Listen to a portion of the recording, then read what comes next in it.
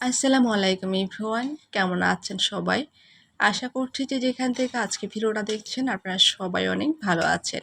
শুরুতে দেখে নিশ্চয়ই বুঝতে পারছেন আজকে আমি আপনাদের সাথে কি রেসিপি শেয়ার করতে যাচ্ছি।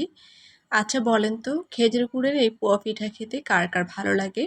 আমার তো ভীষণ পছন্দ এই পোয়া পিঠা। ঘরে তৈরি পোয়া পিঠার পারফেক্ট রেসিপিটি আজকে আমি আপনাদের সাথে শেয়ার করব। প্রথম আমি এখানে নিয়েছি হাফ কাপ আটা, তারপরে দিয়েছি আমি 1/4 কাপ চালের গুঁড়া, 1/4 চা চামচ দিয়েছি আমি এখানে বেকিং পাউডার, স্বাদ মতো লবণ। এরপর এখানে হাফ কাপ হচ্ছে খেজুরের গুড় আর হচ্ছে হাফ কাপ লিকুইড দুধ আমি একসাথে মিশিয়ে কুসুম গরম করে নিয়েছি, সেটা এই গুড়ের সাথে ব্যবহার করেছি। সাথে দিয়েছি পরিমাণ মতো পানি।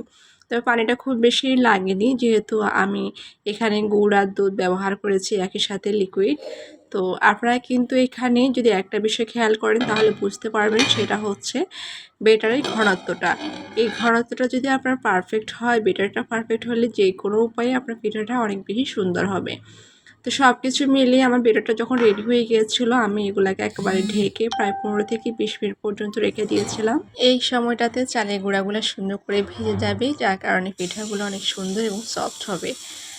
20 মিনিট পরে আমি আবারও চলে এসেছি, আর আজকের পিঠাগুলো আমি ডালটাতে ভাজি করে নিচ্ছি। তো এগুলো কিন্তু ভালো করে গরম করে নিতে হবে, ডালটা হোক কিংবা তেল হোক, সর্বোচ্চ গরম করে নিয়ে তারপর তার মধ্যে বেটার দিতে হবে। এভাবে যখন পিঠাগুলো বানাবেন দেখবেন প্রতিটা পিঠা আপনার তেলে দেওয়ার সাথে সাথে একেবারে সুন্দরভাবে ফুলকো হয়ে যাবে।